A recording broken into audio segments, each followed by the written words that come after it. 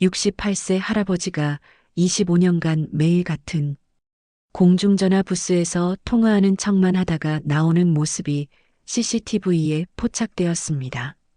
수화기를 들고 5분간 서 있다가 아무 말도 하지 않고 끊는 것이었어요. 전화카드도 동전도 넣지 않고 그저 수화기만 들고 서 있을 뿐이었습니다.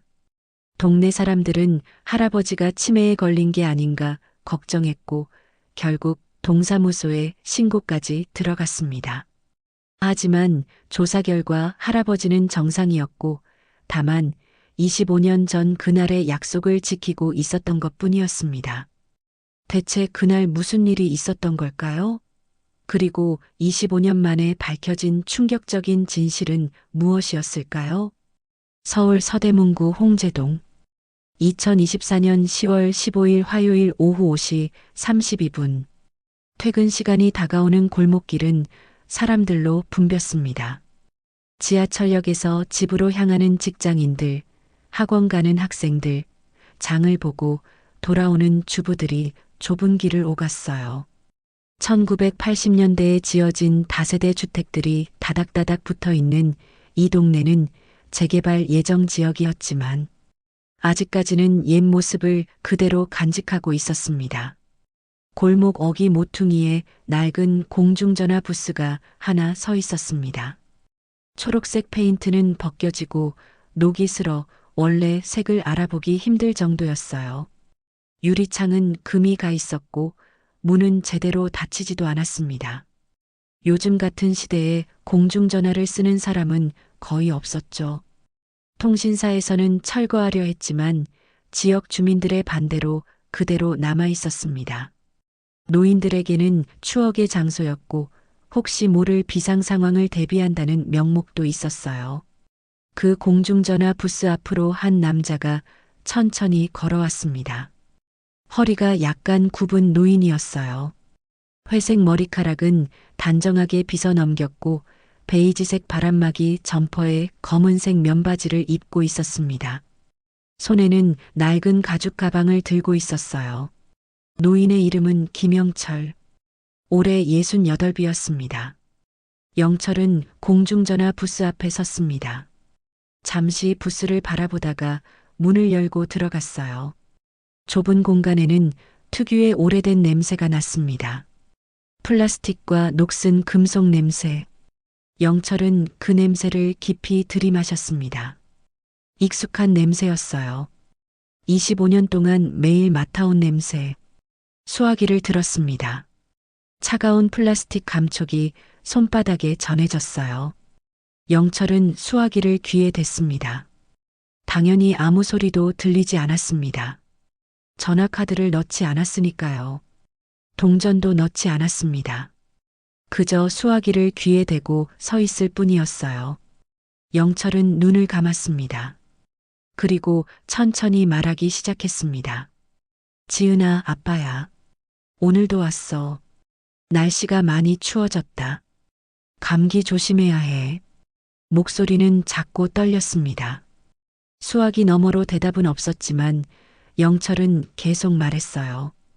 오늘 아침에 내가 좋아하던 호떡을 사 먹었어. 파치 가득 들어간 거. 예전에 학교 앞에서 사 먹던 그 맛이랑 똑같더라. 너도 먹고 싶겠지? 영철의 입가에 작은 미소가 번졌습니다. 하지만 곧 사라졌어요. 회사는 잘 다니고 있지? 힘들지는 않고? 아빠가 걱정이 많구나. 미안해. 영철의 목소리가 떨렸습니다. 25년. 길고 긴 시간이었습니다. 하루도 빠짐없이 이곳에 왔어요. 비가 오나 눈이 오나, 폭염이 오나 한파가 오나, 매일 오후 5시 30분이면 이 공중전화 부스 앞에 섰습니다. 5분이 지났습니다. 영철은 천천히 수화기를 내려놓았어요. 부스 안에서 한참을 서 있다가 문을 열고 나왔습니다. 골목을 걸어 집으로 향했습니다. 뒷모습이 쓸쓸해 보였어요. 맞은편 슈퍼마켓에서 그 모습을 지켜보는 사람이 있었습니다. 55세 여성 박정숙이었어요. 이 동네에서 20년째 슈퍼를 운영하는 정숙은 영철의 이상한 행동을 몇 년째 관찰하고 있었습니다. 오늘도 또 왔네. 정숙이 중얼거렸습니다. 옆에서 라면을 끓이던 남편 이승우가 고개를 들었어요. 저 할아버지? 응. 매일 같은 시간에 와서 공중전화 부스에 들어갔다가 나가. 근데 전화는 안 해. 그냥 수화기만 들고 서 있어. 정숙이 걱정스러운 표정으로 말했습니다. 승우도 창밖을 봤습니다. 영철의 뒷모습이 골목 끝으로 사라지고 있었어요.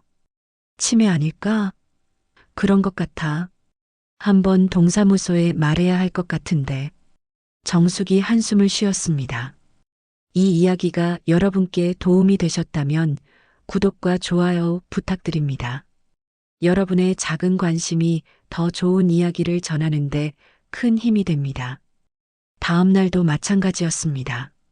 10월 16일 수요일 오후 5시 32분. 영철은 정확히 같은 시간에 나타났어요. 어제와 똑같은 옷을 입고 똑같은 가방을 들고 있었습니다.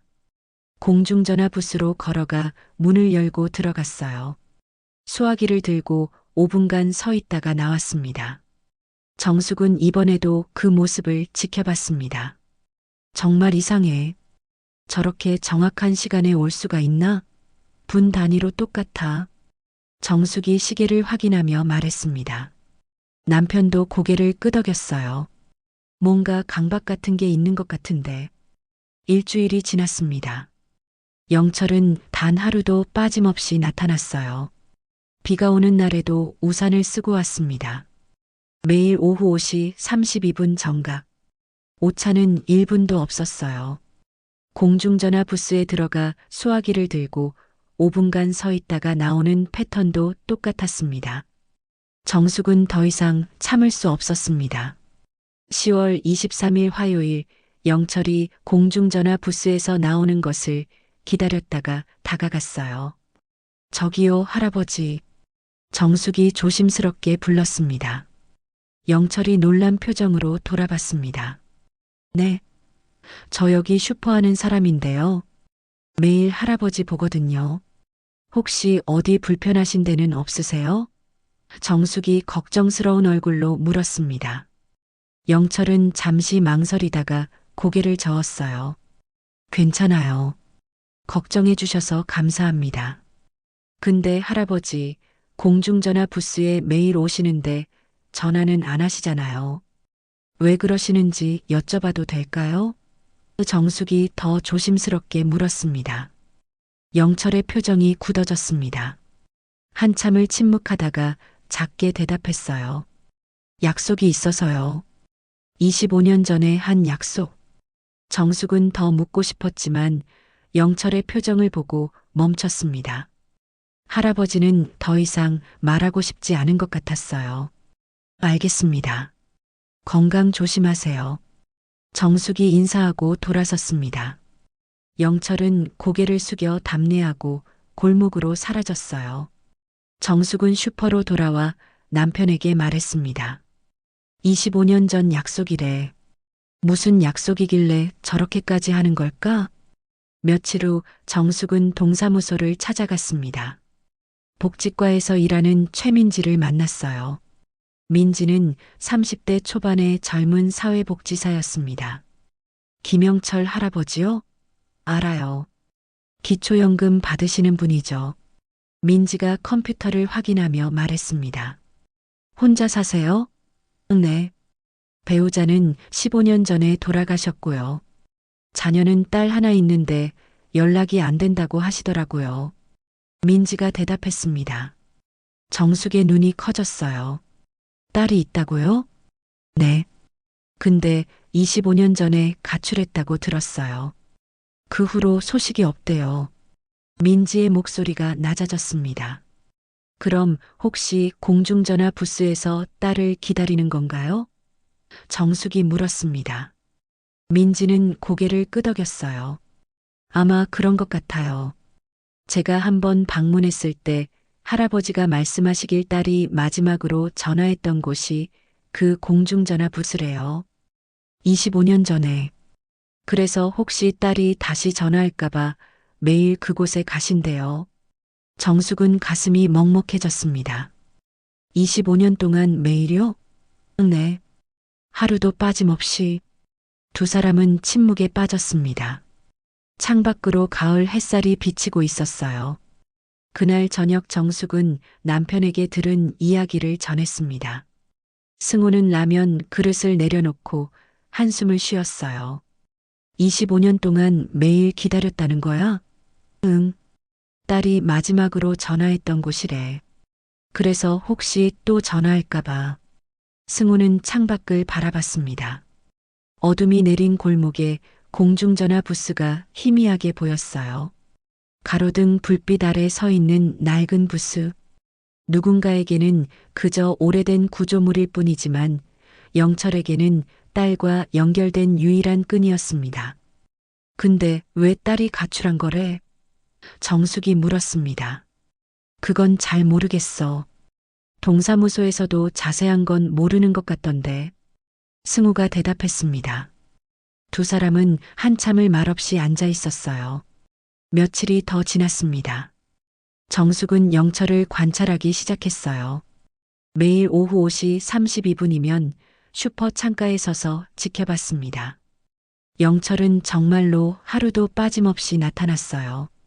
11월 1일 금요일에는 비가 많이 내렸습니다. 천둥 번개까지 쳤어요. 정숙은 오늘은 안 오실 거라고 생각했습니다. 하지만 5시 32분 정각 영철이 나타났습니다. 흠뻑 젖은 우산을 쓰고 있었어요. 바람 때문에 우산이 제대로 펴지지도 않았지만 영철은 걸음을 멈추지 않았습니다. 공중전화 부스로 들어갔어요. 젖은 옷에서 물이 뚝뚝 떨어졌습니다. 수화기를 들었습니다. 오늘도 똑같이 5분간 서 있었어요. 비에 젖어 떨고 있는데도 자리를 뜨지 않았습니다. 5분이 지나자 수화기를 내려놓고 나왔어요. 비를 맞으며 골목으로 사라졌습니다. 정숙은 눈물이 났습니다. 저렇게까지 기다리는데 딸은 왜 연락을 안 하는 걸까? 옆에 서 있던 승호도 고개를 저었어요. 딸도 사정이 있겠지. 아니면 연락하고 싶어도 못하는 상황이거나. 다음 날 정숙은 영철의 집을 찾아갔습니다. 골목 안쪽 2층 다세대 주택 1층이었어요. 초인종을 눌렀습니다. 잠시 후 영철이 문을 열었어요. 어제 슈퍼에서 뵀던 분이시네요. 무슨 일이세요? 영철이 당황한 표정으로 물었습니다. 안녕하세요, 할아버지. 저 어제 비 많이 오는데 공중전화 부스에 계신 거 봤어요. 걱정돼서 왔어요. 정숙이 비닐봉투를 내밀었습니다. 이거 좀 드세요. 안에는 호떡과 따뜻한 식혜가 들어 있었어요. 영철은 난처한 표정을 지었습니다. 이러실 필요 없는데. 괜찮으세요? 그냥 이웃끼리. 정숙이 미소를 지었습니다. 영철은 잠시 망설이다가 봉투를 받았어요. 고맙습니다. 정숙이 조심스럽게 말을 꺼냈습니다. 할아버지, 제가 동사무소에서 들었어요. 따님을 기다리신다고. 영철의 표정이 굳어졌습니다. 하지만 이내 힘없이 미소를 지었어요. 다들 알고 계시네요. 이 동네에 비밀은 없나 봐요. 죄송해요. 제가 참견한 거라. 정숙이 고개를 숙였습니다. 아니에요. 괜찮아요. 영철이 손을 저었습니다. 그리고는 한숨을 쉬며 말했어요. 들어오실래요? 차라도 한 잔 드리고 싶네요. 정숙은 영철의 집으로 들어갔습니다. 작은 원룸이었어요. 방 하나에 작은 부엌이 딸려 있었습니다. 낡은 책상과 침대, 작은 옷장이 전부였어요. 벽에는 사진 한 장이 걸려 있었습니다. 젊은 남자와 여자, 그리고 어린 여자아이가 함께 찍은 가족 사진이었어요. 영철이 보리차를 따라줬습니다. 두 사람은 작은 책상에 마주 앉았어요. 사진 속 아이가 따님이세요? 정숙이 조심스럽게 물었습니다. 영철이 고개를 끄덕였습니다. 네, 지은이에요. 저 사진 찍을 때 10살이었어요. 영철의 목소리가 떨렸습니다. 정숙은 사진을 자세히 봤어요. 환하게 웃고 있는 어린 소녀. 아버지의 손을 꼭 잡고 있었습니다. 예쁘게 생겼네요. 네. 착하고 예쁜 아이였어요. 영철이 사진을 바라보며 말했습니다. 그런데 왜 가출을 한 거예요? 정숙이 물었습니다. 영철은 한참을 침묵했습니다. 보리차를 한 모금 마시고 천천히 입을 열었어요. 제 잘못이에요. 제가 딸을 이해하지 못했어요. 영철의 눈가가 붉어졌습니다. 정숙은 더 묻지 않았습니다. 영철이 계속 말을 이어갔어요. 1999년이었어요. 지은이가 23살 때 정숙은 조용히 들었습니다. 영철의 이야기가 시작되었습니다. 1999년 가을, 김영철은 43세였습니다. 작은 인쇄소를 운영하고 있었어요. 아내 최연숙과 딸 지은이와 함께 행복하게 살고 있었습니다. 지은은 대학교 3학년이었어요. 미술을 전공하는 똑똑하고 착한 딸이었습니다. 그해 9월 어느 날이었습니다. 지은이 저녁 식사 자리에서 말했어요. 아빠, 나 졸업하면 프랑스 가서 공부하고 싶어. 영철은 수저를 놓고 딸을 봤습니다. 프랑스? 갑자기 왜? 거기 좋은 미술 학교가 있어. 내가 정말 가고 싶은 곳이야. 지은의 눈이 반짝였습니다. 하지만 영철은 고개를 저었어요. 안 돼. 돈도 없고 너무 멀어. 그냥 한국에서 대학원 다녀. 아빠, 나 진지해. 정말 가고 싶어? 지은이 간절하게 말했습니다. 영철은 화가 났어요. 안 된다고 했잖아. 여자가 혼자 외국까지 가서 뭐 하려고. 빨리 졸업하고 취직이나 해. 아빠는 내 꿈을 왜 이해 안 해? 지은이 목소리를 높였습니다. 꿈? 그게 밥 먹여주냐? 현실을 봐. 우리 형편의 프랑스는 무슨. 영철도 소리를 질렀어요. 그날 밤 지은은 방문을 쾅 닫고 들어갔습니다. 며칠 동안 아버지와 말을 하지 않았어요. 현숙이 중재하려 했지만 두 사람 다 고집을 꺾지 않았습니다. 한 달이 지났습니다. 10월 15일 금요일이었어요. 영철은 인쇄소 일을 마치고 집에 돌아왔습니다. 그런데 집이 이상하게 조용했어요. 여보, 지은아, 나왔어. 대답이 없었습니다. 현숙이 부엌에서 나왔어요. 얼굴이 창백했습니다. 당신, 지은이가. 현숙의 목소리가 떨렸어요. 왜? 지은이가 왜? 영철이 불안해졌습니다. 집 나갔어. 아침에 나간다고 하더니 아직 안 들어와. 가방도 챙겨갔어. 현숙이 울먹였습니다. 영철은 지은의 방으로 달려갔어요. 옷장이 텅 비어 있었습니다. 책상 위에 짧은 메모만 남아 있었어요. 아빠, 엄마, 미안해요. 제 길을 가보려고요. 걱정 마세요. 연락할게요.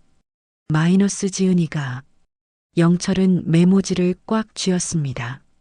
손이 떨렸어요. 전화기를 집어들고 지은의 휴대폰으로 전화를 걸었습니다. 꺼져 있었어요. 몇 번을 걸어도 마찬가지였습니다. 그날 밤 영철과 현숙은 잠을 이루지 못했습니다.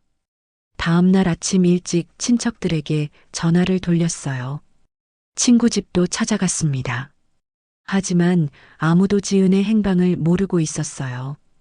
이틀이 지났습니다. 10월 17일 일요일 오후 5시 30분. 집 전화벨이 울렸어요. 영철이 급하게 받았습니다. 여보세요? 아빠. 지은이었습니다. 목소리가 떨리고 있었어요. 지은아, 너 어디 있어? 지금 당장 집에 와. 영철이 소리쳤습니다. 아빠, 미안해. 나 프랑스 갈 거야. 이미 비행기표 샀어.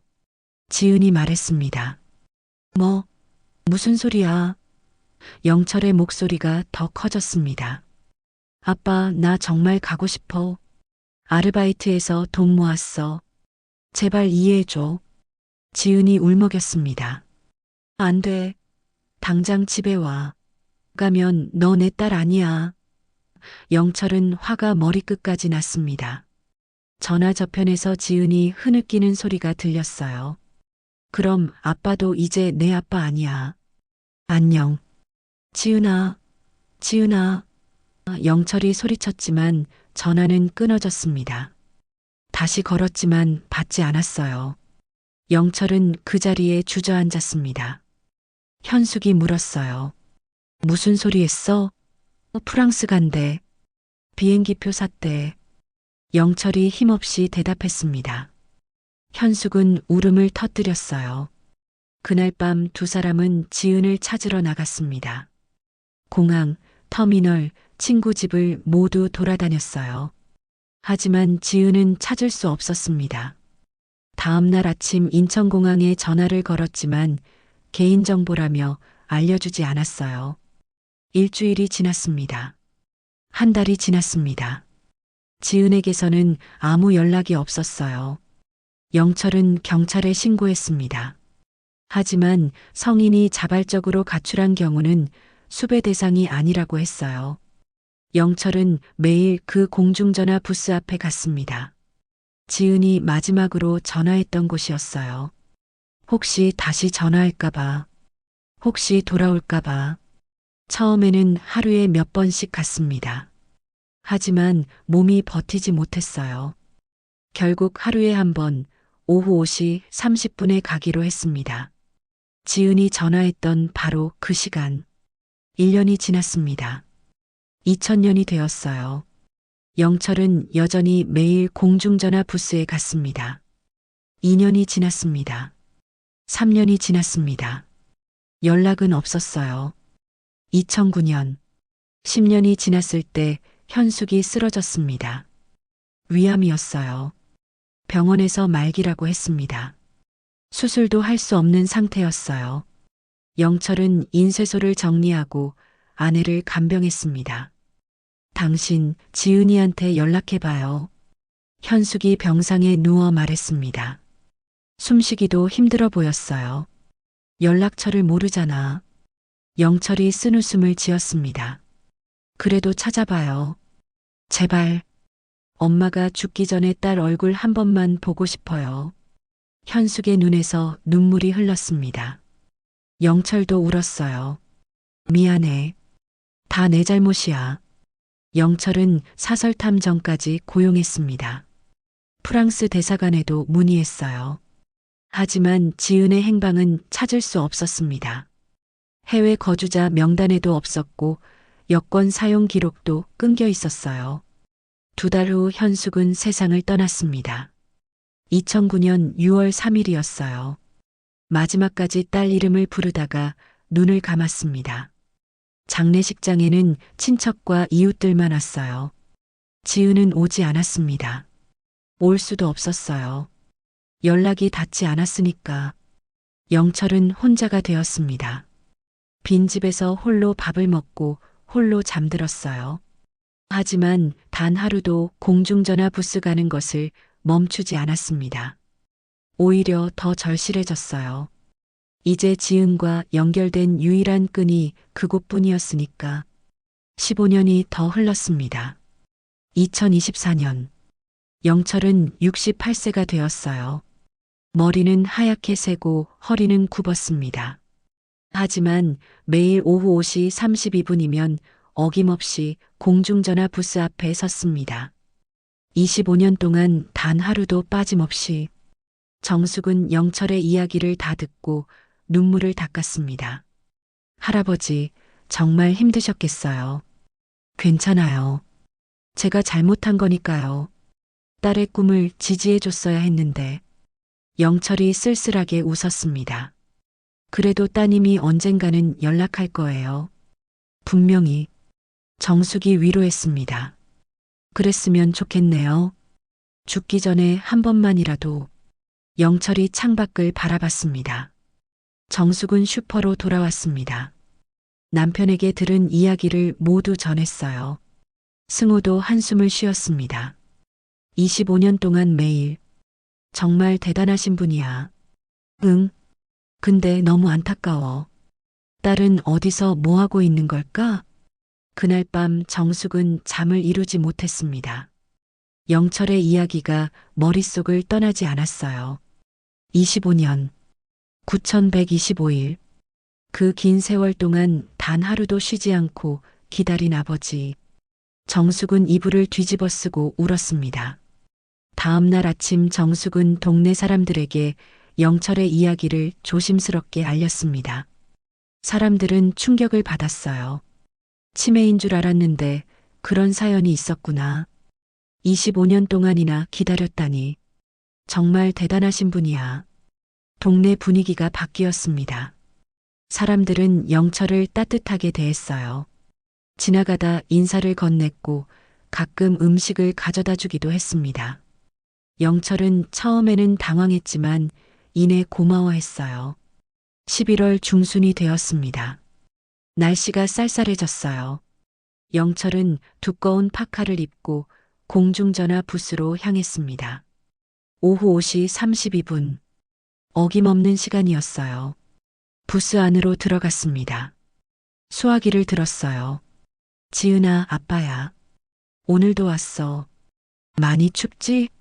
감기 조심해. 영철이 작게 말했습니다. 눈을 감고 딸의 얼굴을 떠올렸어요. 23살의 환한 얼굴. 이제는 50살에 가까운 나이가 되었을 텐데 영철의 기억 속 딸은 여전히 젊었습니다. 5분이 지나 수화기를 내려놓으려는 순간이었습니다. 갑자기 부스 밖에서 인기척이 났어요. 영철이 고개를 들었습니다. 부스 문 앞에 누군가 서 있었습니다.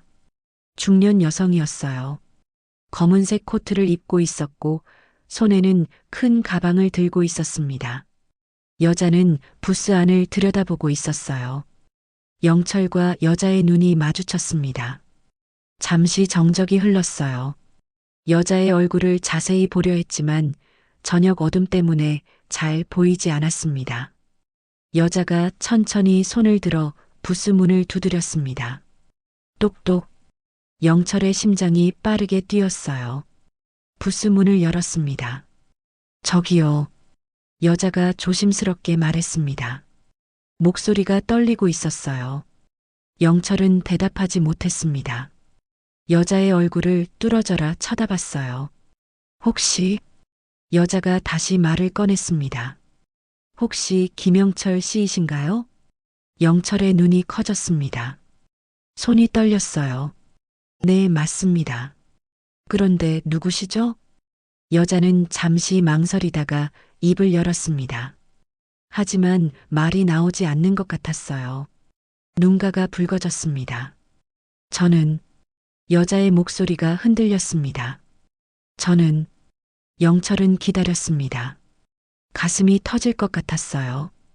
25년. 그 긴 시간이 머릿속을 스쳐 지나갔습니다.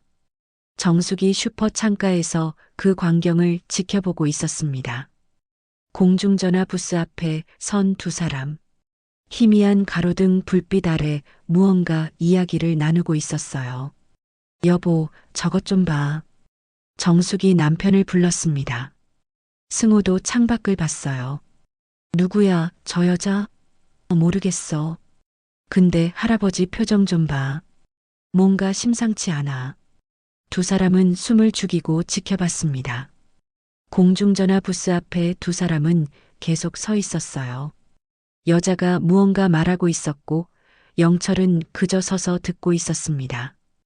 그리고 그 순간 영철이 천천히 손을 뻗었습니다.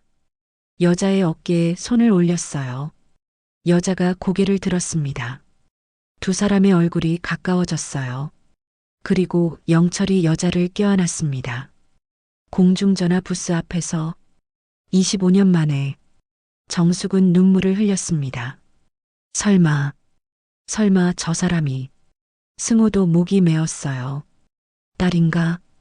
영철과 여자는 한참을 그렇게 서 있었습니다. 서로를 꼭 껴안은 채 25년의 시간이 그 순간 멈춘 것 같았어요. 동네 사람들도 하나둘 모여들었습니다.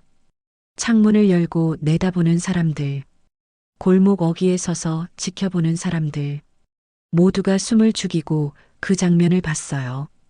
25년, 9125일, 21만 9천 시간. 김영철은 단 하루도 쉬지 않고 그 자리를 지켰습니다. 딸이 다시 전화할까봐, 딸이 돌아올까봐, 비가 오나 눈이 오나, 여름 폭염에도 겨울 한파에도, 그리고 마침내 그날이 왔습니다. 공중전화 부스 앞, 2024년 11월 15일 오후 5시 40분. 영철은 여전히 그 여성을 껴안고 있었습니다. 25년 만이었어요. 아니, 정말 25년 만일까요? 영철은 아직 확신하지 못했습니다. 천천히 여성을 놓았습니다. 한 발짝 물러서서 얼굴을 자세히 봤어요. 가로등 불빛이 여성의 얼굴을 비쳤습니다. 중년이 된 얼굴, 주름이 생기고 머리에 흰머리가 섞여 있었어요.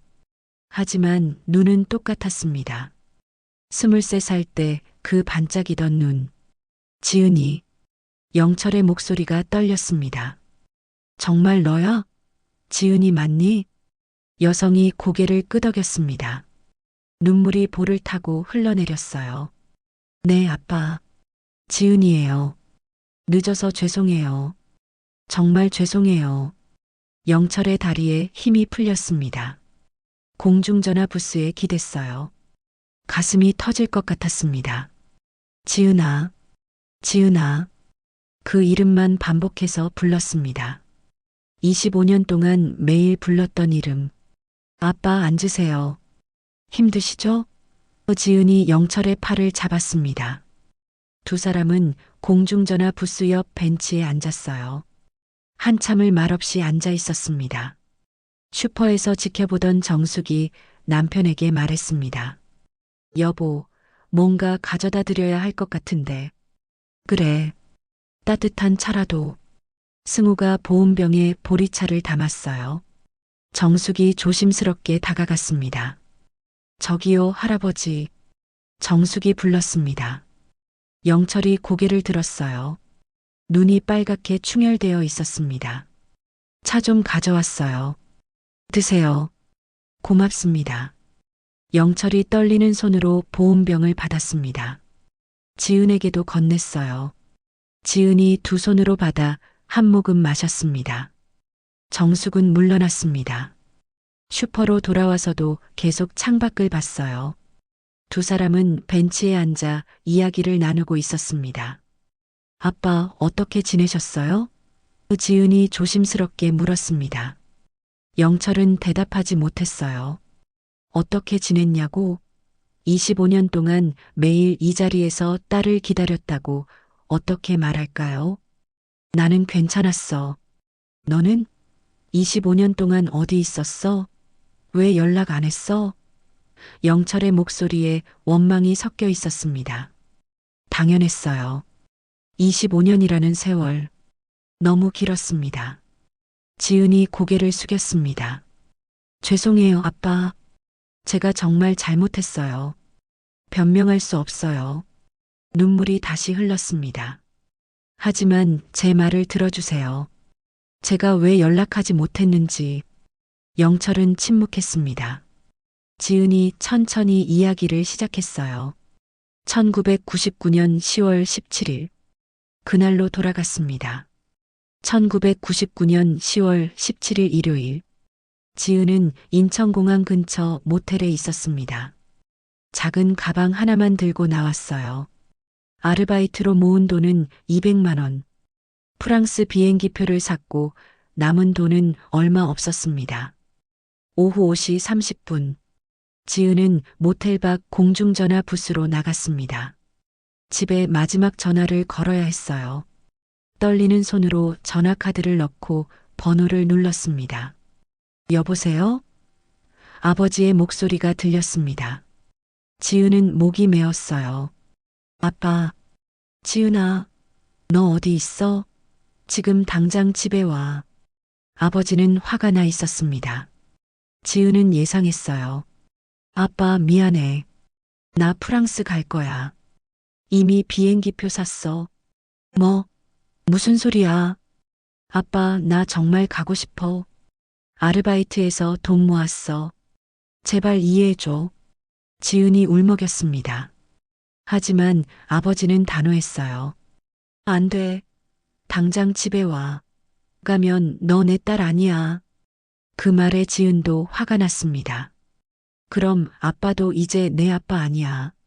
안녕. 전화를 끊어버렸어요. 손이 떨렸습니다. 눈물이 쏟아졌어요. 공중전화 부스에서 한참을 울었습니다. 후회가 밀려왔어요. 하지만 이미 늦었습니다. 비행기표는 샀고 모텔비도 냈어요. 남은 돈으로는 집에 돌아갈 수도 없었습니다. 다음 날 아침 10월 18일 월요일 지은은 인천공항으로 갔습니다. 프랑스행 비행기는 오후 2시였어요. 가방을 끌고 출국장으로 향했습니다. 그런데 출국 심사대에서 문제가 생겼습니다. 죄송합니다. 이 여권으로는 출국하실 수 없습니다. 직원이 말했어요. 지은은 당황했습니다. 왜요? 여권 유효기간이 6개월 미만 남았습니다. 프랑스 입국 조건에 맞지 않아요. 직원이 설명했습니다. 지은의 얼굴이 하얗게 질렸어요. 그럼 어떻게 해요? 여권을 다시 발급받으셔야 합니다. 지은은 그 자리에 주저앉을 뻔했습니다. 여권 재발급? 최소 일주일은 걸려요. 비행기표는 환불받을 수 있을까? 모텔비는? 남은 돈은? 지은은 공항을 나왔습니다.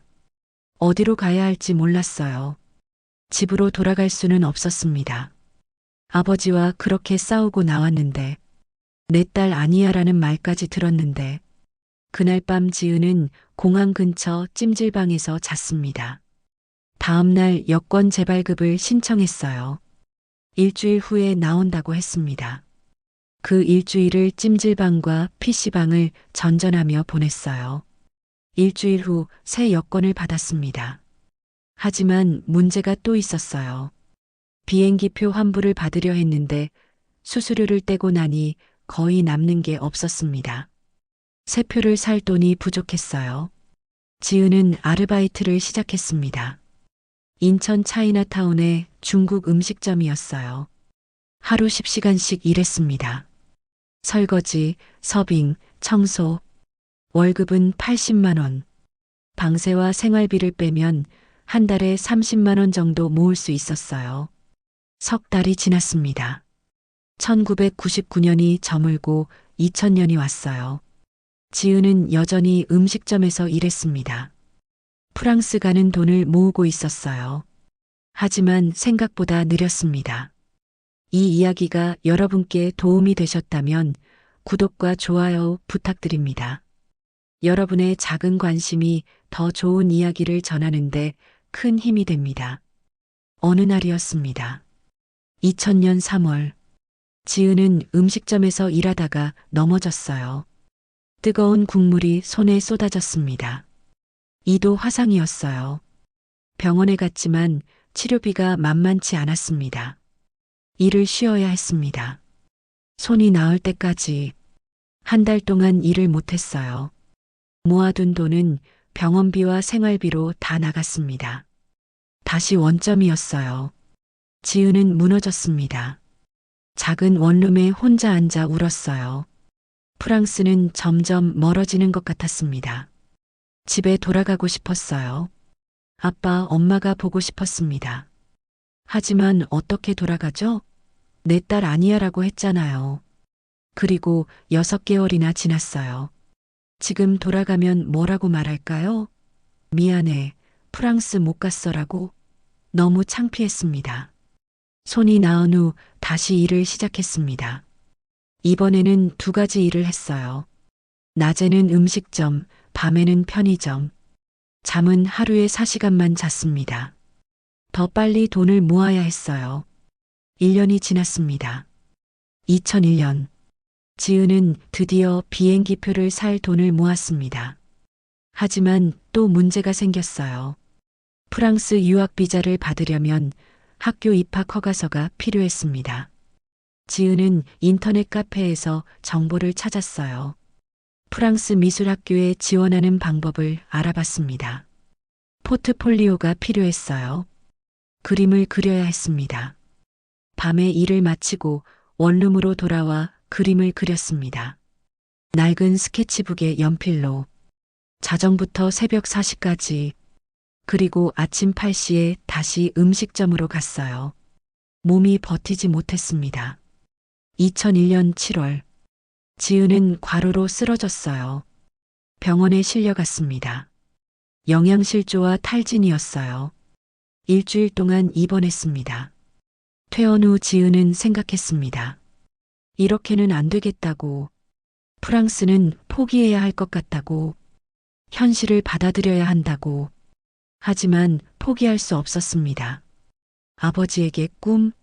그게 밥 먹여주냐? 라고 들었던 그 말. 그 말을 증명하고 싶었어요. 꿈도 밥을 먹여줄 수 있다고. 지은은 방법을 바꿨습니다. 프랑스가 아니어도 돼요. 한국에서도 그림을 그릴 수 있어요. 지은은 낮에는 일하고 밤에는 홍대 앞 거리에서 그림을 그리기 시작했습니다. 처음에는 아무도 관심을 주지 않았어요. 하지만 조금씩 사람들이 모였습니다. 지은의 그림은 특별했어요. 평범한 일상을 따뜻하게 그렸습니다. 엄마와 아이, 연인들, 노인 부부. 한 달에 몇 점씩 팔렸습니다. 돈은 많지 않았지만 희망이 보였어요.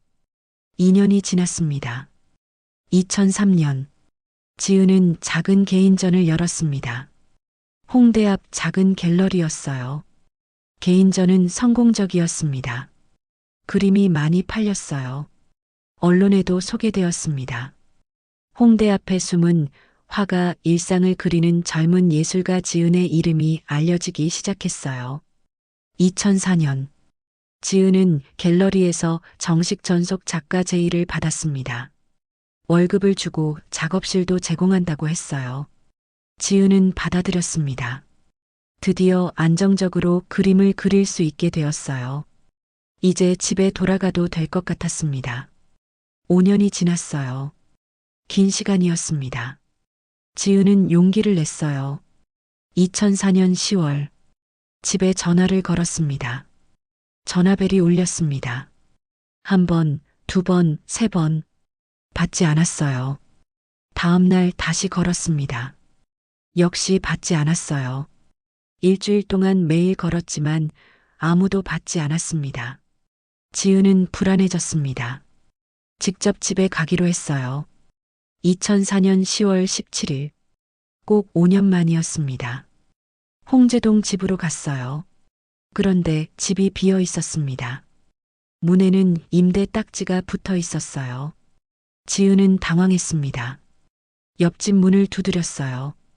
저기요, 여기 살던 김영철 씨 가족 어디 갔는지 아세요? 지은이 물었습니다. 옆집 아주머니가 나왔어요. 아, 그 집? 작년에 이사 갔어요. 어디로요? 글쎄요. 잘 모르겠는데. 아주머니가 돌아가셨다고 들었어요. 그 후에 이사 간 것 같던데. 지은은 그 자리에서 얼어붙었습니다. 네, 누가 돌아가셨다고요? 최연숙 씨, 부인분이요. 암이었나? 작년에 돌아가셨대요. 지은의 머릿속이 하얗게 변했습니다. 엄마가 돌아가셨다고? 아버지는요?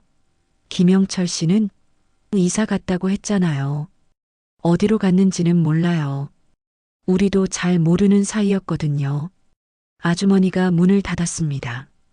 지은은 그 자리에 주저앉았습니다. 엄마가 돌아가셨어요. 작년에, 2003년에. 그럼 장례식은? 지은은 알지도 못했어요. 참석하지도 못했습니다. 눈물이 쏟아졌습니다. 엄마. 마지막 인사도 못했어요. 미안하다는 말도 못했습니다. 5년 동안 연락 한 번 안 한 불효자. 지은은 아버지를 찾기 시작했습니다. 동사무소에 갔어요. 하지만 개인정보라며 알려주지 않았습니다. 친척들에게 전화했어요. 하지만 다들 연락이 끊겼다고 했습니다. 한 달을 찾아다녔습니다. 하지만 아버지의 행방을 알 수 없었어요. 지은은 절망했습니다. 너무 늦었어요. 5년이라는 시간. 너무 길었습니다. 2005년. 지은은 그림을 그리는 것도 힘들어졌습니다. 죄책감에 시달렸어요. 엄마의 마지막을 지키지 못한 것, 아버지를 찾지 못한 것, 우울증이 왔습니다. 병원에 다니기 시작했어요. 약을 먹었지만 나아지지 않았습니다. 그림도 그릴 수 없었어요. 갤러리는 계약을 해지했습니다.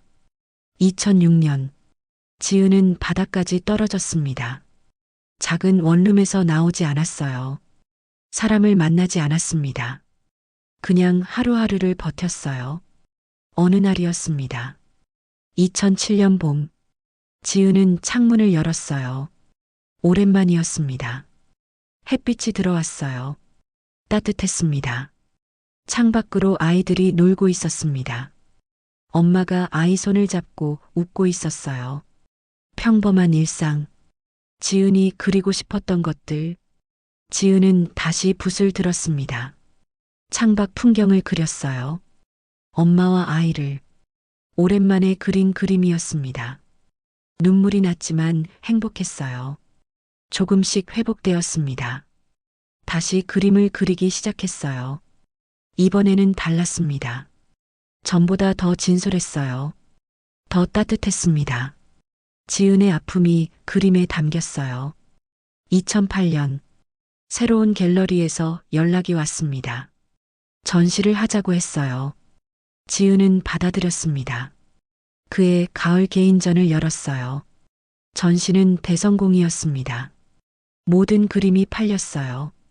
평론가들이 극찬했습니다. 진정성 있는 작품 마음을 울리는 그림 지은은 유명해졌습니다. 하지만 행복하지 않았습니다. 성공했지만 마음 한편이 텅 비어 있었어요. 엄마도 없고 아버지도 없었습니다. 지은은 계속 아버지를 찾았어요. 사설 탐정을 고용했습니다. 2009년, 드디어 아버지를 찾았어요. 서대문구 홍제동. 원래 살던 동네였습니다. 아버지는 이사하지 않았어요. 같은 동네 다른 집으로 옮긴 것뿐이었습니다. 지은은 아버지 집 앞까지 갔습니다. 하지만 문을 두드리지 못했어요. 10년이 지났어요. 너무 긴 시간이었습니다. 뭐라고 말할까요? 미안하다고? 용서해달라고? 지은은 며칠 동안 아버지 집 앞을 서성였습니다. 멀리서 아버지를 지켜봤어요. 아버지는 늙어 있었습니다. 허리가 굽고 머리가 하얗게 센 노인. 그리고 지은은 봤습니다. 매일 오후 5시 30분. 아버지가 공중전화 부스로 가는 것을, 부스 안으로 들어가 수화기를 드는 것을, 5분간 서 있다가 나오는 것을. 지은은 이상했습니다. 왜 매일 같은 시간에, 왜 공중전화 부스에? 며칠을 지켜봤어요. 아버지는 정말로 매일 갔습니다. 비가 오나 눈이 오나. 지은은 슈퍼 아주머니에게 물었습니다.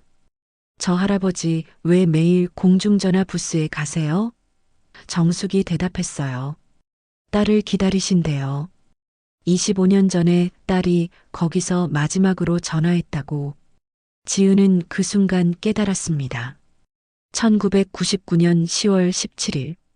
자신이 마지막으로 전화했던 곳. 바로 그 공중전화 부스였어요. 아버지는 25년 동안 그곳을 지키고 있었습니다. 지은의 가슴이 무너졌습니다. 아버지는 자신을 기다리고 있었어요. 매일. 25년 동안. 비가 오나 눈이 오나. 내 딸 아니야라고 했지만 사실은 계속 기다리고 있었던 거예요. 지은은 그날 밤 한숨도 자지 못했습니다. 어떻게 해야 할까? 이제라도 나타나야 할까? 하지만 15년이 지났어요.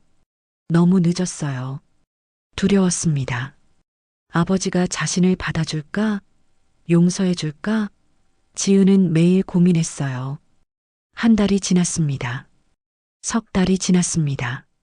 여전히 결정하지 못했어요. 그 사이 지은의 그림은 더욱 유명해졌습니다. 2010년 해외 전시 제의가 들어왔어요. 프랑스였습니다. 아이러니했어요. 25년 전 가려던 그곳, 지은은 프랑스로 갔습니다. 파리에서 전시를 열었어요. 성공적이었습니다. 프랑스 언론이 주목했어요.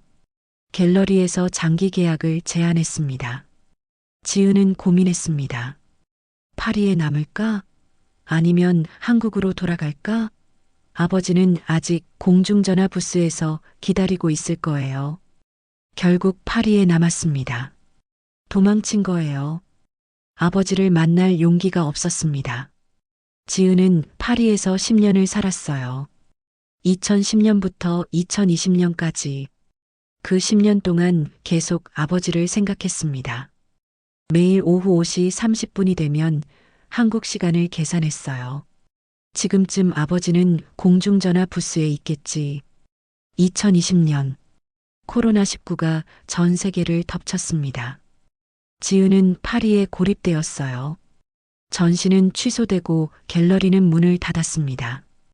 혼자 작업실에 앉아 있는 시간이 많아졌습니다. 그때 깨달았어요.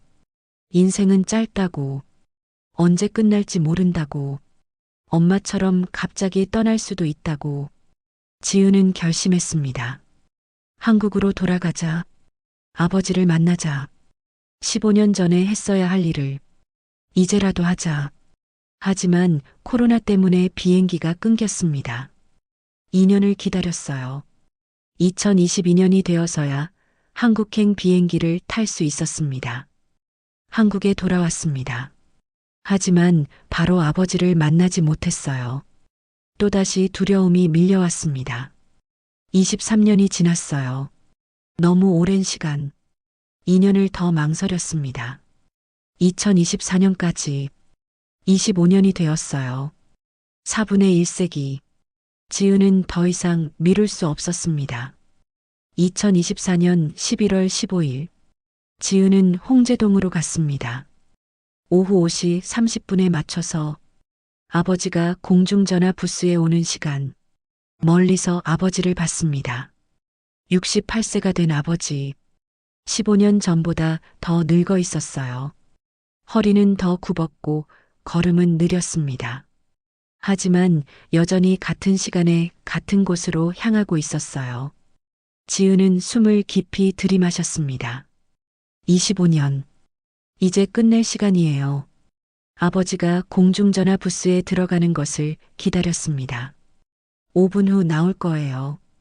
그때 다가가기로 했어요. 5분이 지났습니다. 아버지가 부스에서 나왔어요. 지은은 천천히 걸어갔습니다. 한 걸음 한 걸음. 가슴이 터질 것 같았습니다. 아버지 앞에 섰습니다. 아버지와 눈이 마주쳤어요. 지은은 부스 문을 두드렸습니다. 똑똑. 저기요. 지은이 말했습니다. 목소리가 떨렸어요. 혹시 김영철 씨이신가요? 아버지의 눈이 커졌습니다. 네, 맞습니다. 그런데 누구시죠? 지은은 한참을 망설였습니다. 그리고 천천히 입을 열었어요. 저는 눈물이 났습니다. 저는 지은이에요. 김지은. 따님이에요. 아버지는 움직이지 못했습니다. 얼어붙은 것처럼 지은을 뚫어져라 쳐다봤어요. 지은이? 정말 지은이야? 네, 아빠. 늦어서 죄송해요. 정말 죄송해요. 지은이 울먹였습니다. 그리고 아버지가 천천히 손을 뻗었습니다. 지은의 어깨에 손을 올렸어요. 진짜인지 확인하는 것처럼 따뜻한 체온이 느껴졌습니다. 지은아. 아버지의 목소리가 떨렸습니다. 지은아, 정말 너구나. 그리고 두 사람은 껴안았습니다. 25년 만에 공중전화 부스 앞에서 벤치에 앉아서 2024년 11월 15일 오후 5시 45분 지은은 아버지에게 모든 것을 말했습니다. 1999년부터 2024년까지 25년의 이야기를 여권 문제로 프랑스를 못 간 것, 아르바이트하며 돈을 모은 것, 화상을 입고 쓰러진 것, 5년 후 집에 갔을 때 엄마가 돌아가신 것을 안 것, 아버지를 찾지 못한 것, 우울증에 시달린 것, 다시 그림을 그리기 시작한 것, 아버지를 찾았지만 만날 용기가 없었던 것, 파리로 도망간 것, 그리고 마침내 돌아온 것. 영철은 조용히 들었습니다.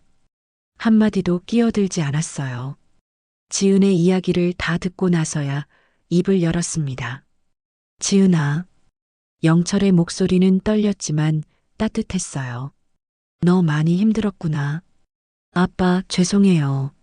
엄마 돌아가실 때 옆에 없었어요. 15년 전에 아빠를 찾았는데도 나타나지 못했어요. 저 정말 나쁜 딸이에요. 지은이 울었습니다. 영철은 고개를 저었어요. 아니야. 내 잘못이 아니야. 다 내 잘못이야.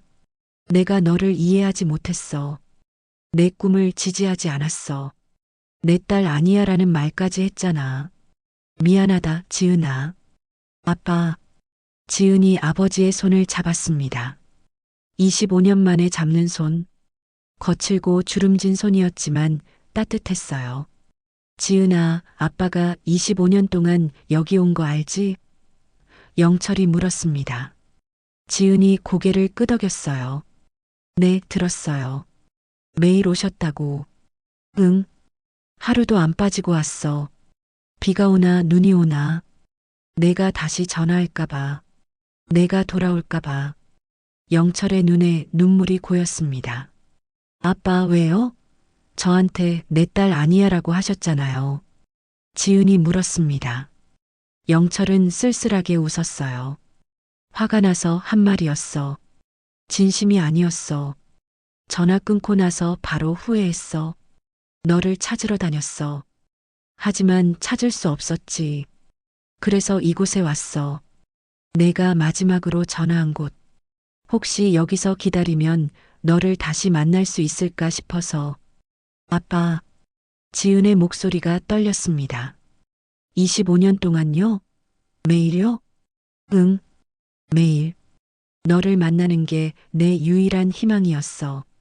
엄마가 돌아가실 때도 엄마한테 약속했어. 지은이를 꼭 찾겠다고.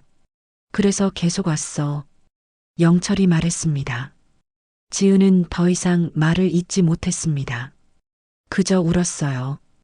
25년 동안 아버지는 자신을 기다리고 있었어요. 매일. 단 하루도 쉬지 않고. 지은아, 내가 성공했다며? 유명한 화가가 됐다고 들었어. 영철이 물었습니다. 지은이 놀라서 고개를 들었어요. 어떻게 아세요? 신문에서 봤어. 몇 년 전에 파리에서 활동하는 한국 화가 김지은 기사가 나왔더라. 사진도 있었어. 너였어. 다 컸지만 알아봤어. 영철이 미소를 지었습니다. 그걸 보셨어요? 응. 스크랩해뒀어. 집에 가면 보여줄게. 내 기사 모아둔 게 몇 개 있어. 영철이 말했습니다. 지은은 또 눈물이 났습니다. 아버지는 자신을 계속 지켜보고 있었어요. 멀리서 신문 기사로. 아빠 연락하셨으면 되잖아요. 어떻게 연락해? 내 연락처를 모르는데. 그리고 내가 성공했잖아. 행복해 보였어. 내가 나타나서 방해하고 싶지 않았어. 영철이 대답했습니다. 아빠. 지은이 아버지를 꼭 껴안았습니다. 미안해요. 정말 미안해요. 아니야. 내가 성공해서 아빠는 행복했어. 내 꿈이 밥을 먹여줬잖아. 내가 틀렸어. 미안하다. 영철도 딸을 껴안았어요. 두 사람은 한참을 그렇게 있었습니다. 25년의 시간을 그렇게 메웠어요. 슈퍼에서 지켜보던 정숙이 울고 있었습니다. 남편 승우도 눈시울을 붉혔어요. 25년 만이래. 25년 만에 만난 거래. 정숙이 말했습니다. 동네 사람들도 모두 알게 되었습니다. 그날 밤 홍제동은 그 이야기로 가득했어요.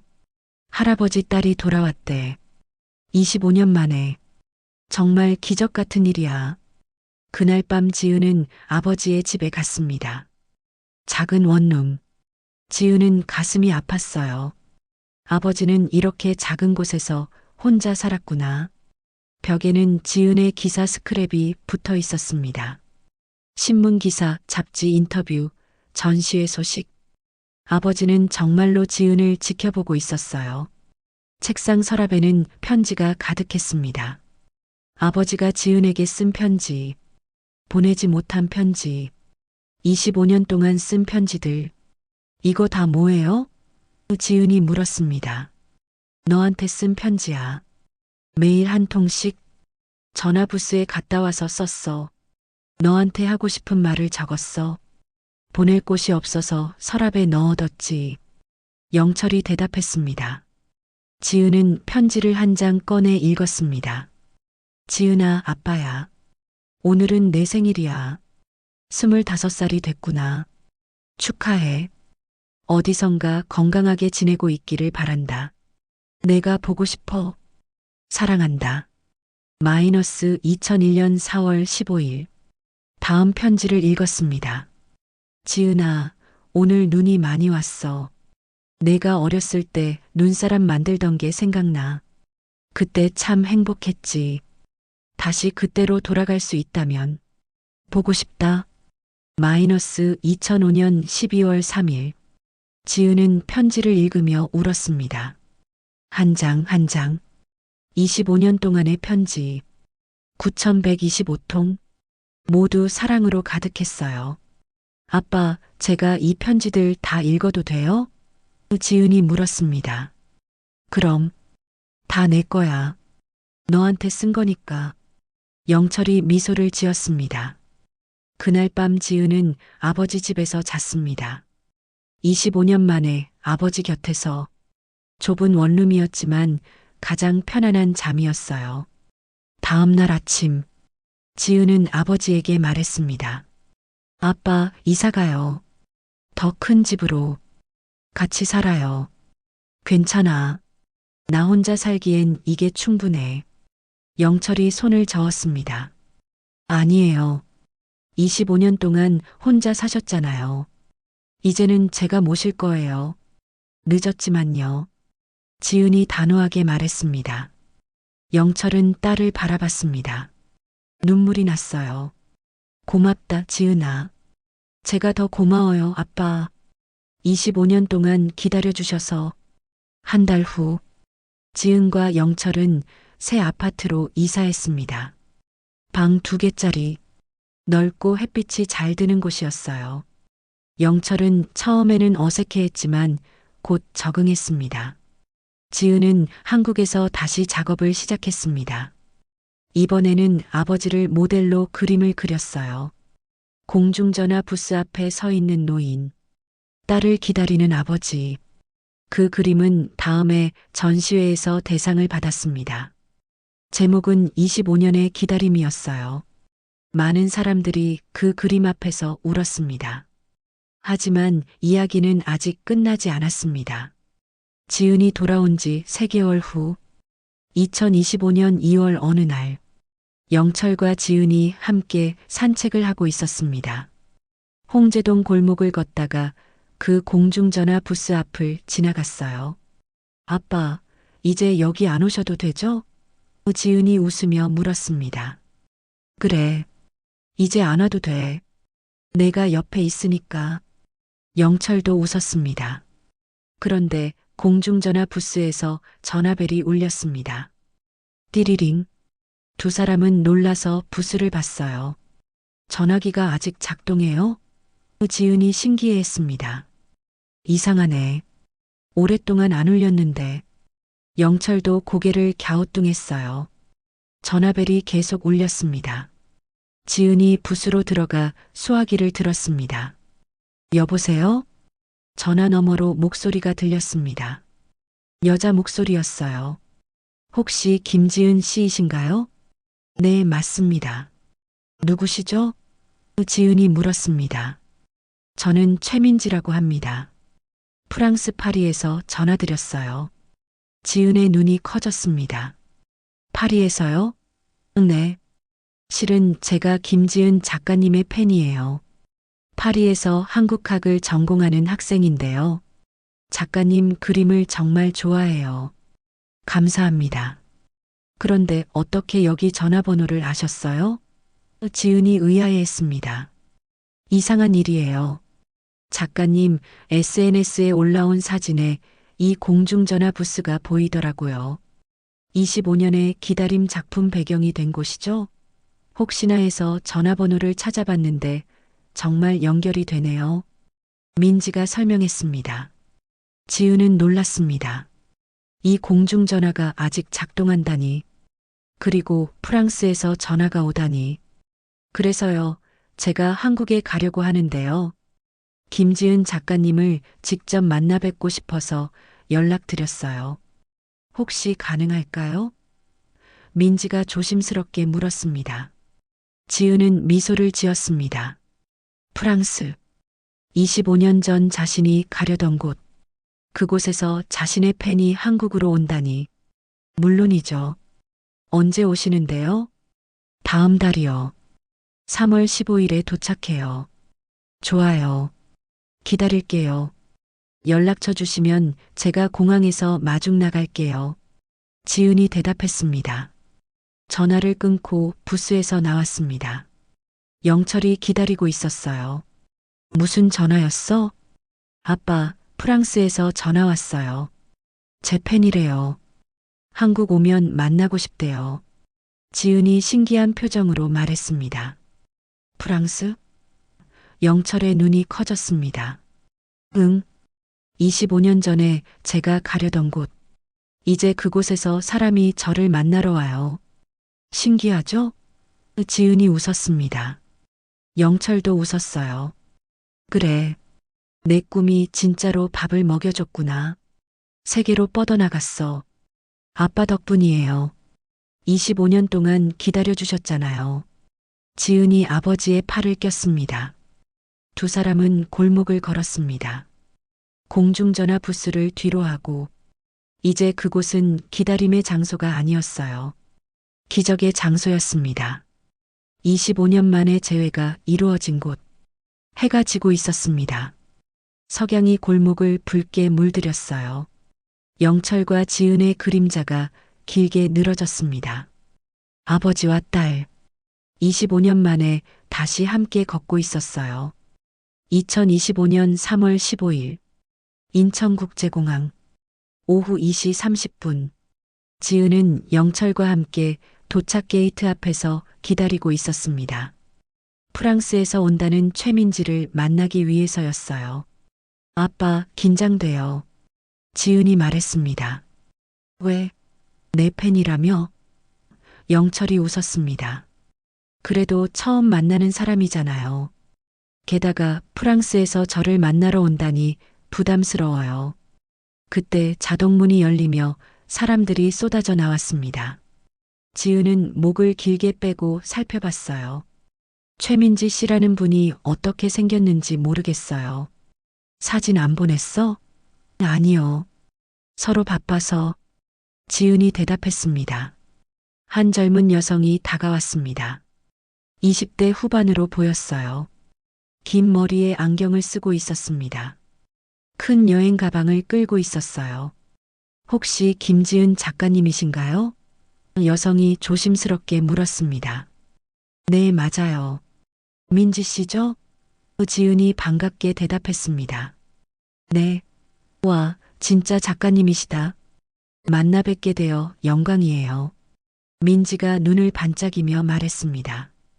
두 사람은 악수를 나눴어요. 이쪽은 저희 아버지세요. 지은이 영철을 소개했습니다. 안녕하세요. 최민지입니다. 민지가 공손하게 인사했어요. 반갑습니다. 김영철이라고 해요. 영철도 웃으며 답례했습니다. 공항 카페에 앉았습니다. 민지가 가방에서 선물을 꺼냈어요. 작가님께 드리려고 준비했어요. 프랑스 초콜릿이에요. 고마워요. 그런데 민지 씨, 어떻게 저를 알게 됐어요? 지은이 물었습니다. 민지는 잠시 망설이다가 이야기를 시작했어요. 제가 파리 소르본 대학에서 한국학을 전공하고 있어요. 작년에 한국 현대 미술 수업을 들었는데 교수님이 김지은 작가님의 25년의 기다림을 보여주셨어요. 아, 그 작품을요? 지은이 고개를 끄덕였습니다. 네. 그 그림을 보는 순간 너무 감동받았어요. 공중전화 부스 앞에 서 있는 노인의 모습, 기다림과 사랑이 느껴졌어요. 그 그림의 스토리를 알고 싶어서 찾아봤죠.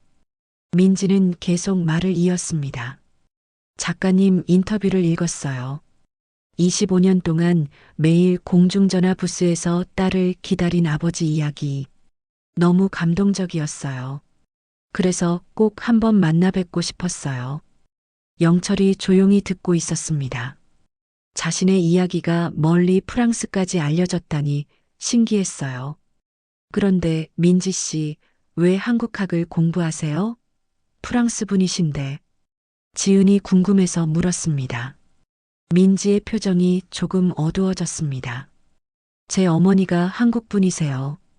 그래서 한국에 관심이 많았어요. 어머니가 한국 분이시라고요? 지은이 놀랐습니다. 네. 어머니는 1990년대 후반에 프랑스로 유학을 오셨대요. 거기서 프랑스인 아버지를 만나 결혼하셨고 저를 낳으셨죠. 그럼 민지 씨는 혼혈이시네요. 네, 그렇죠. 한국 이름은 최민지고 프랑스 이름은 미셸 최예요. 민지가 미소를 지었습니다.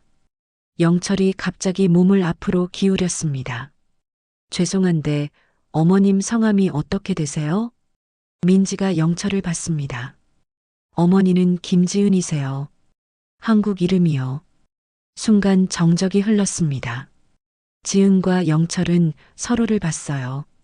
민지도 이상한 분위기를 느꼈습니다. 잠깐만요. 지은이 떨리는 목소리로 말했습니다. 지금 뭐라고 하셨어요? 어머니 이름이? 김지은이요. 왜요? 민지가 의아해했습니다. 지은의 얼굴이 창백해졌습니다. 민지 씨, 어머니 연세가 어떻게 되세요? 올해 49세세요. 1976년생이시고요. 민지가 대답했습니다.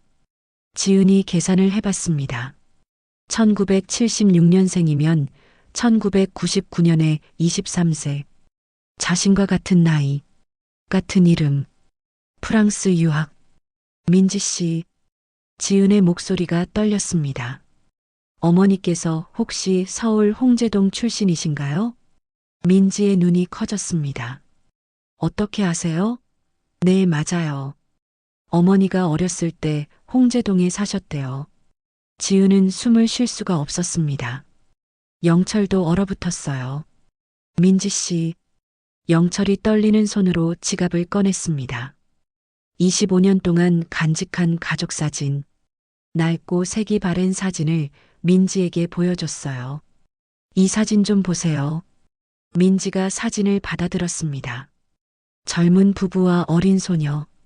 이건? 이 아이가 누구 같아요? 영철이 물었습니다. 민지는 사진을 자세히 봤어요. 그리고 얼굴이 하얗게 질렸습니다.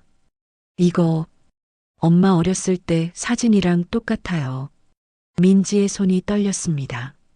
지은이 입을 열었습니다. 민지 씨, 저는 김지은이에요. 1976년생, 홍제동 출신, 1999년에 프랑스 유학을 가려다가 못 갔어요. 민지는 지은을 뚫어져라 쳐다봤습니다. 그럼 설마? 네. 지은의 눈에서 눈물이 흘렀습니다. 저도 김지은이에요. 이분은 제 아버지 김영철이시고요. 민지는 믿을 수 없다는 표정이었습니다. 그럼 어머니랑 동명이인이신 거예요? 아니에요. 지은이 고개를 저었습니다. 같은 사람이에요. 제가 바로 당신 어머니예요, 민지야. 민지는 그 자리에서 얼어붙었습니다. 뭐라고요? 그럼 제 어머니가 작가님이 미안해. 지은이 울먹였습니다. 너무 늦게 알았어. 내가 있는 줄도 몰랐어. 영철도 충격을 받은 것 같았습니다. 지은아, 이게 무슨 소리야? 너한테 딸이 있었어? 지은은 고개를 끄덕였습니다. 눈물이 멈추지 않았어요. 아빠, 죄송해요. 말 안 했어요. 말할 수가 없었어요. 민지가 일어섰습니다. 잠깐만요. 이게 무슨 상황이에요? 제 어머니는 프랑스에 계세요. 파리에. 지금 이 순간에도. 민지야. 지은이 민지의 손을 잡았습니다. 앉아서 들어줘. 내 이야기를. 민지는 떨리는 다리로 다시 앉았습니다. 지은은 천천히 이야기를 시작했어요. 내가 1999년에 프랑스를 가려다가 못 갔다는 이야기 했지? 여권 문제로. 근데 사실 그게 다가 아니었어. 지은은 잠시 숨을 고르고 계속했습니다. 1999년 10월 17일. 아빠한테 마지막 전화를 걸었던 그날. 나는 인천공항 근처 모텔에 있었어. 그런데 그날 밤 이상한 느낌이 들었어. 몸이 안 좋았어. 다음날 아침 출국장에 갔는데 여권 문제로 못 갔잖아. 그날 저녁 찜질방에 있었는데 갑자기 쓰러졌어. 병원에 실려갔지. 민지는 숨을 죽이고 듣고 있었습니다. 병원에서 검사를 했어. 그리고 알게 됐어. 내가 임신했다는 걸. 8주였어.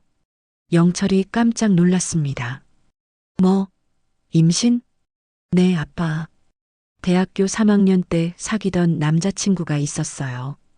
프랑스 유학을 반대했던 사람. 우리는 헤어졌어요. 그리고 나는 임신한 줄도 모르고 집을 나왔던 거예요. 지은은 계속 말을 이었습니다. 남자친구에게 연락했어요. 하지만 전화를 받지 않았어요. 나중에 알았는데 그는 다른 사람과 약혼했더라고요.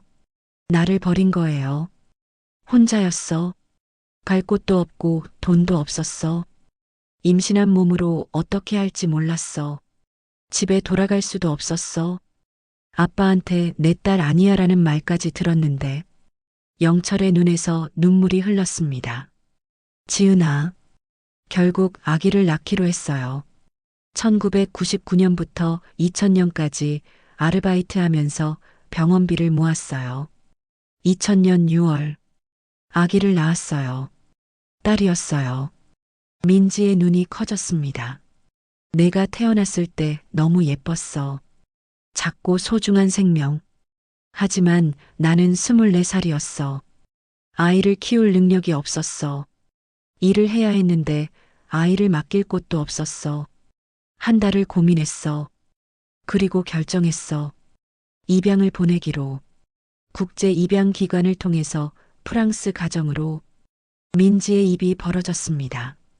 그럼, 네, 너였어, 민지야. 내가 낳고 한 달 만에 보낸 아기. 2000년 7월, 프랑스로 입양 보냈어. 민지는 말문이 막혔습니다. 손으로 입을 막았어요.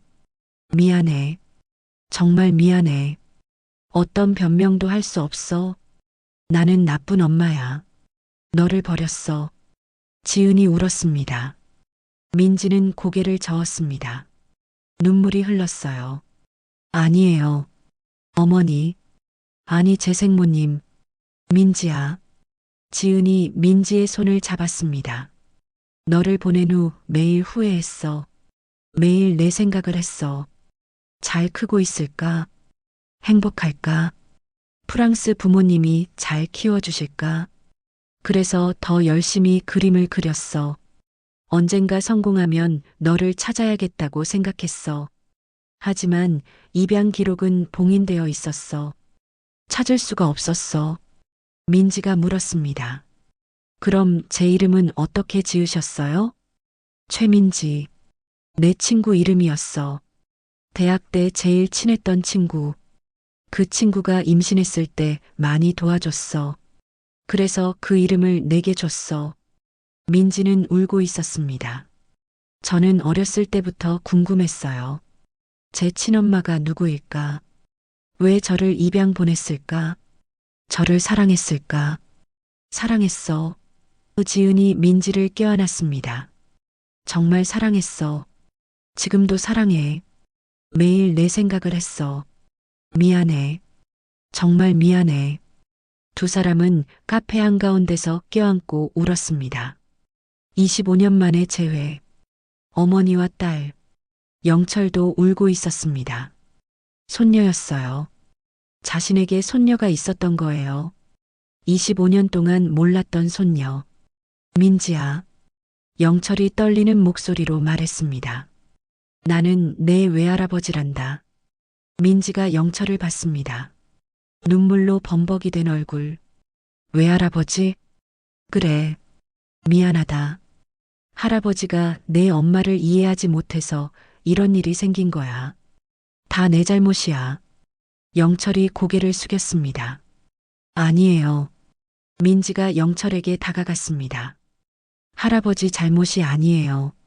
민지는 영철을 껴안았습니다. 만나서 반가워요, 할아버지. 영철은 손녀를 꼭 안았습니다. 25년 만에 만난 손녀. 너무 예쁘고 착한 아이. 세 사람은 한참을 그렇게 있었습니다. 공항 카페에서 사람들이 쳐다봤지만 상관없었어요. 25년 만에 만난 가족. 기적 같은 재회. 이 이야기가 여러분께 도움이 되셨다면 구독과 좋아요 부탁드립니다. 여러분의 작은 관심이 더 좋은 이야기를 전하는데 큰 힘이 됩니다. 공항을 나와 차에 탔습니다. 지은이 운전을 했어요. 영철과 민지는 뒷좌석에 앉았습니다. 민지야, 프랑스 부모님은 어떤 분들이셔? 지은이 백미러로 민지를 보며 물었습니다. 정말 좋은 분들이세요. 아버지는 대학 교수시고 어머니는 의사세요. 저를 정말 사랑으로 키워주셨어요. 민지가 대답했습니다. 다행이다.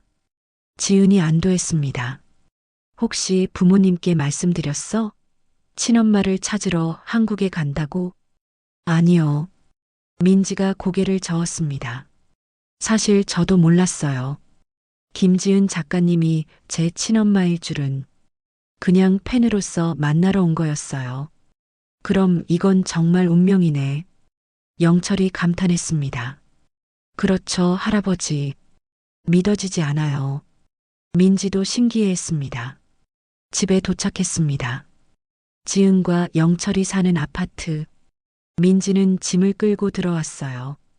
여기가 저희 집이야. 좁지만 편하게 지내. 지은이 말했습니다. 네, 감사해요. 어머니. 민지가 조심스럽게 불렀습니다. 지은의 눈에 또 눈물이 고였습니다. 25년 만에 듣는 어머니라는 호칭. 그날 밤 세 사람은 거실에 둘러앉아 이야기를 나눴습니다. 민지의 어린 시절, 학창 시절, 대학 생활. 지은은 하나도 놓치지 않고 들었어요. 민지야, 혹시 사진 있어? 어렸을 때.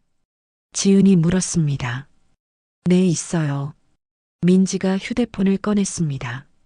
사진들을 보여줬어요.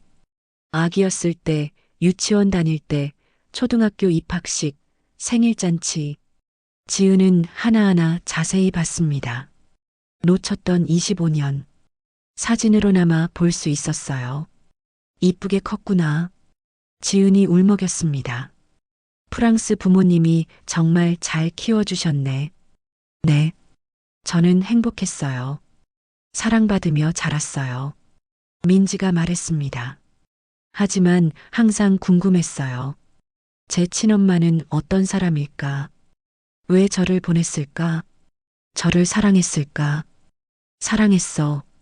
지은이 민지의 손을 잡았습니다. 정말 사랑했어. 보내는 게 너무 힘들었어. 하지만 그게 너를 위한 최선이라고 생각했어. 나는 너를 키울 능력이 없었으니까. 이해해요, 어머니. 그때 어머니는 24살이었잖아요. 어린 나이에 혼자 아기를 키우기 힘들었을 거예요. 민지가 말했습니다. 고마워, 민지야. 이해해줘서.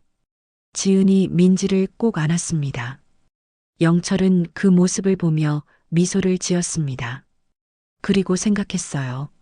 만약 25년 전에 자신이 지은의 꿈을 지지했다면, 내 딸 아니야라고 하지 않았다면, 지은이 집을 나가지 않았을 것이고, 민지를 입양 보내지 않았을 거예요. 하지만 후회해도 소용없었습니다. 이미 지나간 일. 중요한 건 지금이었어요. 지금 이 순간 세 사람이 함께 있다는 것. 민지야, 한국에 얼마나 있을 거야? 영철이 물었습니다. 2주 예정이었어요. 하지만 이제 더 있고 싶어요. 어머니랑 할아버지랑 더 많은 시간을 보내고 싶어요. 민지가 대답했습니다. 그래, 오래 있어. 우리 25년 동안 못 만났잖아. 이야기할 게 많아. 지은이 웃었습니다. 2주가 금방 지나갔습니다. 민지가 프랑스로 돌아갈 날이 다가왔어요. 2025년 3월 29일. 공항에서 작별 인사를 나눴습니다. 민지야, 프랑스 가서 부모님께 잘 말씀드려. 만나서 감사하다고. 민지를 잘 키워주셔서 정말 고맙다고. 지은이 당부했습니다. 네, 어머니. 꼭 전할게요. 민지가 고개를 끄덕였습니다. 그리고 여름에 또 올게요. 방학 때. 그래, 기다릴게. 지은이 민지를 꼭 안았습니다. 사랑해, 민지야. 저도 사랑해요, 어머니. 민지도 어머니를 꼭 안았습니다. 영철도 손녀를 껴안았습니다. 민지야, 할아버지도 사랑한다. 건강해야 해. 네, 할아버지. 할아버지도 건강하세요. 꼭요. 민지가 울먹였습니다. 민지는 출국장으로 들어갔습니다. 돌아서서 손을 흔들었어요. 지은과 영철도 손을 흔들었습니다. 민지의 모습이 사라질 때까지 지켜봤어요. 에필로그 2040년 공중전화 부스는 여전히 그곳에 서 있습니다. 이제는 서울의 명소가 되었어요. 전국에서 세계에서 사람들이 찾아옵니다. 사진을 찍고 기도를 하죠. 우리도 포기하지 않을게요. 사랑하는 사람을 기다릴게요. 언젠가 다시 만날 수 있기를. 영철은 84세가 되었습니다. 여전히 건강해요. 매년 10월 17일이면 가족들과 함께 그곳을 찾습니다. 이제는 증손자가 둘, 증손녀가 하나 더 생겼어요. 지은은 70세. 여전히 그림을 그립니다. 세계적인 화가가 되었어요. 하지만 가장 소중한 건 가족이라고 말합니다. 민지는 40대 중반. 두 나라를 오가며 일하고 있어요. 새 아이의 엄마가 되었습니다. 모두 행복하게 자라고 있어요. 영준이는 초등학교에 다닙니다. 증조할아버지의 이야기를 학교에서 발표했어요. 친구들이 감동해서 울었대요. 가족은 계속 커지고 있습니다. 사랑도 커지고 있어요. 모든 것은 그 공중전화 부스에서 시작되었습니다. 25년의 기다림. 그것은 포기하지 않는 사랑의 증거였습니다. 그리고 기적은 정말로 일어났습니다. 이 이야기를 끝까지 시청해 주셔서 진심으로 감사드립니다.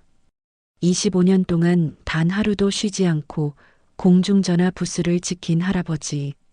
늦었지만 돌아온 딸. 그리고 기적처럼 나타난 손녀. 세 사람의 이야기는 우리에게 희망을 줍니다. 포기하지 마세요. 사랑하는 사람을 기다리고 있다면 계속 기다리세요. 힘들고 지쳐도 포기하지 마세요. 언젠가 반드시 기적이 일어날 겁니다. 김영철 할아버지처럼. 여러분도 누군가를 기다리고 계신가요? 그렇다면 이 이야기가 힘이 되었으면 좋겠습니다. 기다림은 헛되지 않습니다. 사랑으로 기다리면 반드시 보답이 옵니다. 이 이야기가 마음에 드셨다면 구독과 좋아요, 알림 설정 부탁드립니다. 여러분의 관심이 더 좋은 이야기를 만드는 힘이 됩니다. 다음에도 감동적인 시니어 이야기로 찾아뵙겠습니다.